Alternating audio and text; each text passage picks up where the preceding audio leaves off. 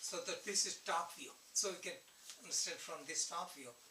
So Brahman is everywhere. Atman is inside. Okay.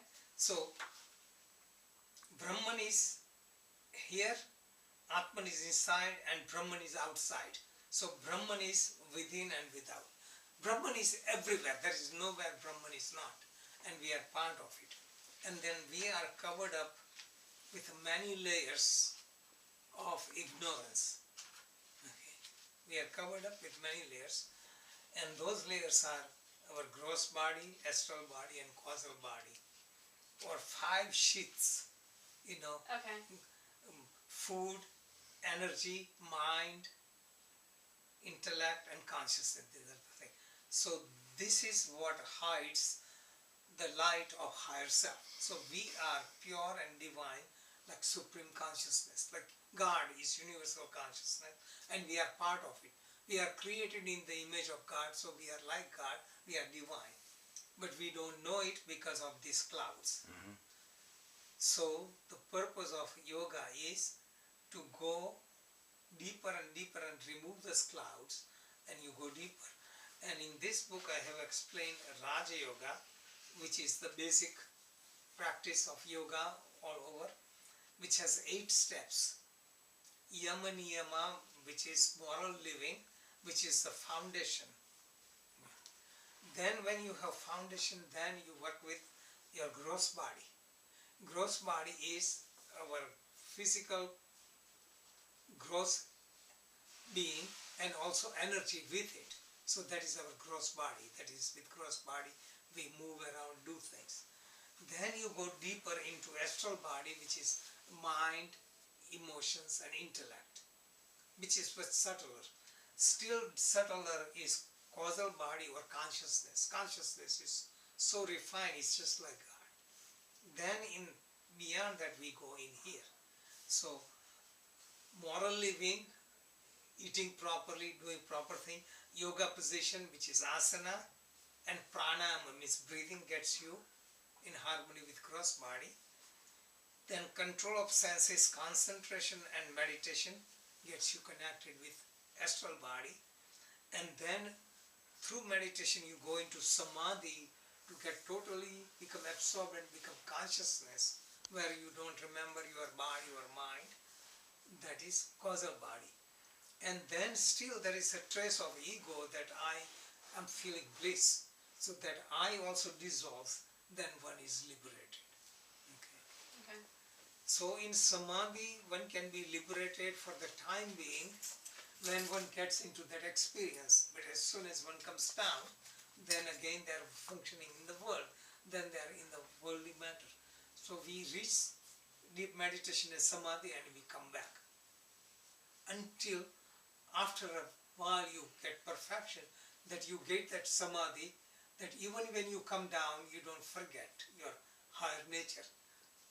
That is when liberation is attained. So this is theory, because for me it is still theory, but I am explaining so we understand that Brahman is universal self, Atman is individual self.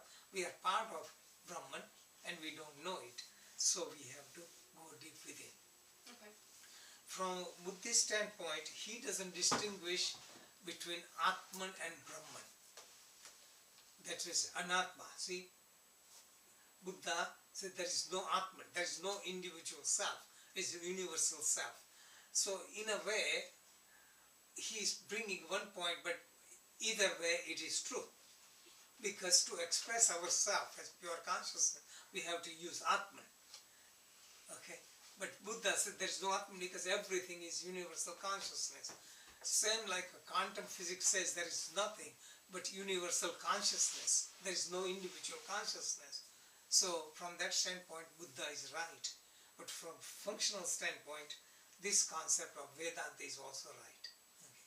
So you got the basic idea of this. Actually, with this diagram, you understand Gnana Yoga, Karma Yoga, Bhakti Yoga, Raj Yoga.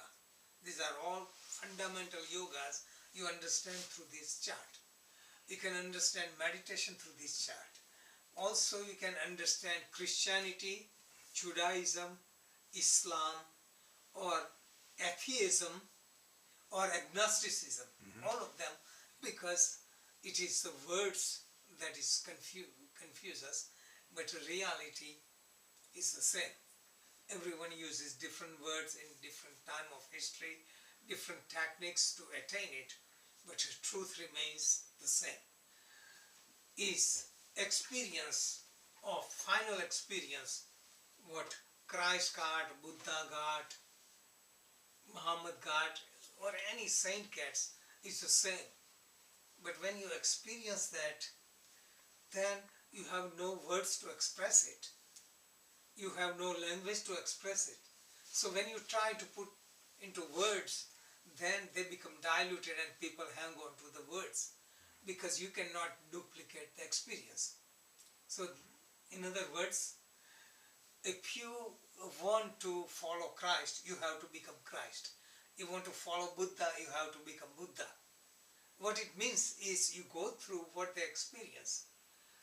If I describe how river Ganges is or how Himalayas is, no matter how much I describe or show a picture, you don't get the real picture unless you go there. If you have never tasted cranberry, or just any other fruit, no matter how much you describe, it tastes like this berry or this berry, but little sweeter, little tart, doesn't mean. So this is the experience, and this is why one cannot argue about it, one can only experience it.